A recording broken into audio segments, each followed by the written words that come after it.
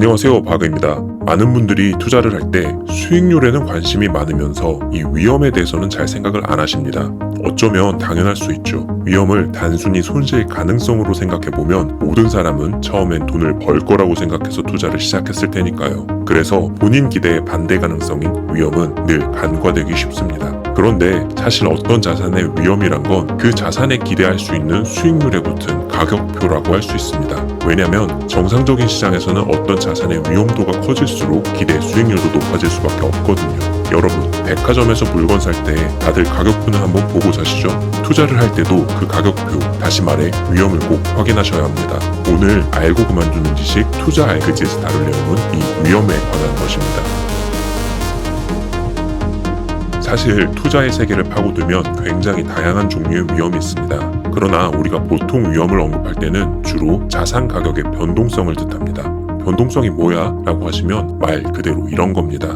보통의 사람들이 공통적으로 싫어하는 거죠. 여러분이 생각하는 가장 확실하고 안전한 투자 뭐가 있으신가요? 은행 예금을 많이 생각하실 겁니다. 예금은 변동성이 있나요? 은행 예금은 정해진 이자율대로 그냥 시간에 따라 자산이 따박따박 증가할 뿐입니다. 이렇게요. 아주 깔끔하게 아무런 변동성도 없이 확정 수익률이 발생하죠. 이렇게 예금은 적어도 변동성 측면에서는 말 그대로 무위험 자산이라고 할 수 있습니다. 그럼 주식은 어떨까요? 여러분, 주식을 사면 매일매일 가격이 이렇게 오르락내리락 하죠. 아주 극심한 변동성을 보입니다. 여기서 한 가지 가정을 해보겠습니다. 여기 예금 이자율 15%짜리 상품이 있습니다. 그리고 우리가 주식 투자를 통해 기대할 수 있는 수익률이 이 예금과 동일한 15% 정도라고 해보죠. 어차피 같은 수익률을 기대하는데 예금처럼 이렇게 확실하게 수익이 나는 게 좋을까요? 아니면 주식처럼 이렇게 요동쳐서 동일한 평균 수익을 기대 가능한 그런 자산이 좋을까요? 기대 수익이 같다면 아마 대부분의 여러분은 주식 대신 예금을 선택할 겁니다. 변동성이 크면 스트레스도 받을 것이고 손실의 가능성도 생길 것이고 그것으로 자금 계획을 세우는 것도 어려워지고 기대 수익률이 어느 시점에 어떻게 달성될지도 미지수고 여러모로 피곤해지니까요. 그래서 이 가격의 변동성은 모두가 싫어하는 위험입니다.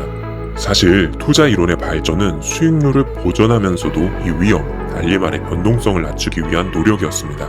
어디선가 분산 투자라는 말 들어보셨죠? 그것 역시도 같은 기대 수익률 하에서 위험을 최소화시키기 위한 하나의 방편이었습니다. 서로 다른 자산을 섞으면 수익률은 그 비율만큼 평균이 되겠지만 위험은 비율만큼의 평균보다 훨씬 작아지거든요. 각 자산의 위험, 즉 변동성이 서로 상쇄되어서요. 극단적인 상쇄의 예를 한번 볼까요? 이렇게 움직이는 자산이 있고 이렇게 움직이는 자산이 있습니다. 둘 다 약간의 변동성을 가지고 있네요. 이 두 자산을 반반씩 사면 수익률은 그 평균이 될 겁니다. 근데 변동성은 어떻게 될까요? 변동성은 평균이 아니라 아예 소멸되어 사라집니다.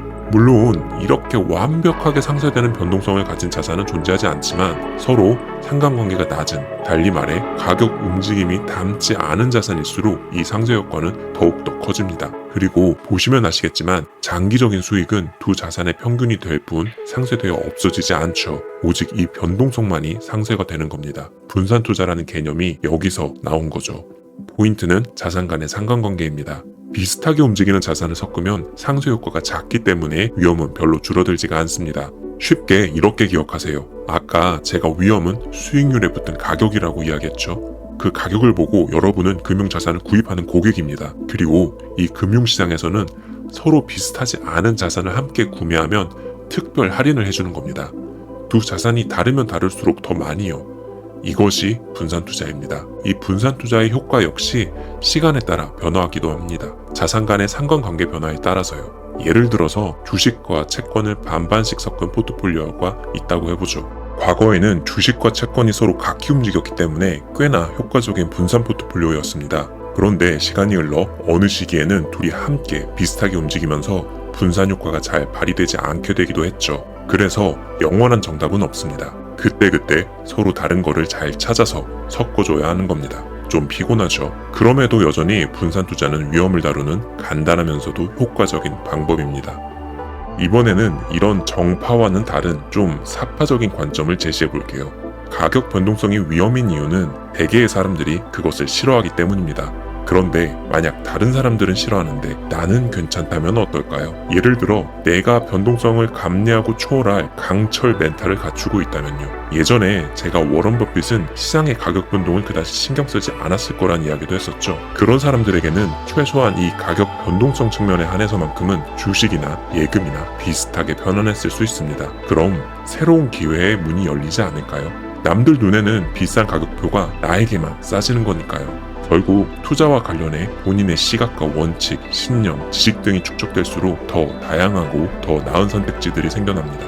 그건 누가 어떻게 줄 수도 없고 오직 스스로만이 얻을 수 있고 자신의 눈에만 보이는 정말 개인적인 겁니다. 그런데 세상살이도 비슷한 것 같지 않으세요? 사실 인생의 많은 기회들도 남들이 흔히 말하는 어떤 위험 속에 있습니다. 그렇기에 그 기회를 세상 모두가 잡을 수는 없는 거죠. 일론 머스크가 스페이스 X를 처음 설립할 때 타인들의 눈에는 그 성공 가능성이 얼마나 높아 보였을까요? 아마 다른 사람들에게는 너무나 무모하고 너무나 위험한 일이었을 겁니다. 그러나 머스크에게는 그게 위험이 아니었을 겁니다. 그는 그게 해야 할 일이라고 생각했고 또 해낼 수 있다고 믿었으니까요. 결국 이 위험이란 건 어떤 면에서는 정말 개인적인 겁니다. 모두들 위험이라고 하지만 나에게는 위험이 아닌 것. 투자든 삶이든 아마 거기에 답이 있는 것 같습니다. 알고 그만두는 지식 투자 알그지. 다음 시간에 또 돌아오겠습니다. 바구였습니다.